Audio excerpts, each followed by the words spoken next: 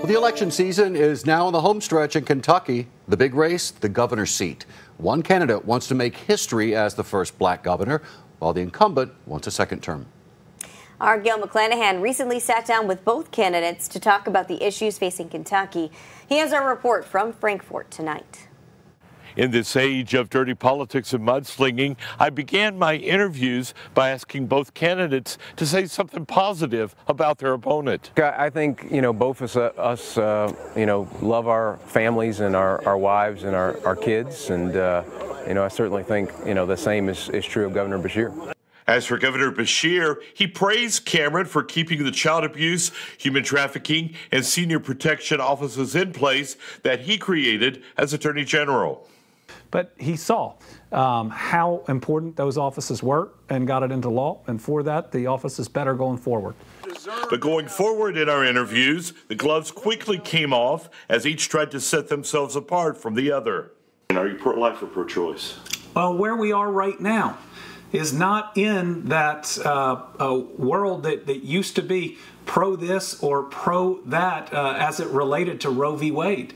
And I don't think there's a bigger contrast between the two of us on who supports life and who wants no limits on abortion. Would you support a bill that bans abortions with rape, incest, life of the mother as the exceptions? Well, I will sign any bill that provides exceptions for victims of rape or incest.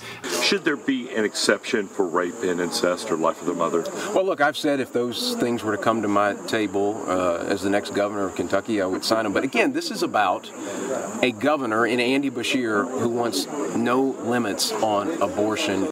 Regarding gender reassignment, Beshear says he has always opposed gender reassignment surgeries for minors, but he vetoed Senate Bill 150 from earlier this year that would have banned the practice. The Republicans said you lied. With all due respect. Set the record straight. Well, you know that every bill contains more than one clause and one thing that it attempts to do. In his veto message, Governor Beshear said improving access to gender-affirming care is an important means of improving health outcomes for the transgender population. I think it's crazy to have a governor who vetoes legislation to protect women's sports from biological males, who vetoes legislation to protect our kids from irreversible procedures. Both support an increase in teachers' salaries, yet they believe their opponent is vulnerable. Oh, I think there's several. What's number one? On the issue of crime and education.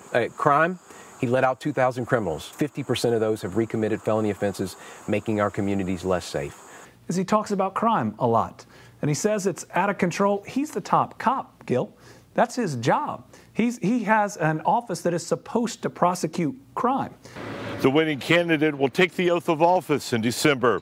In Frankfort, Kentucky, Gil McClanahan, Eyewitness News. Thanks for watching. And here's another video from Eyewitness News. Click right here to subscribe to our channel and remember to hit the bell notification for the latest.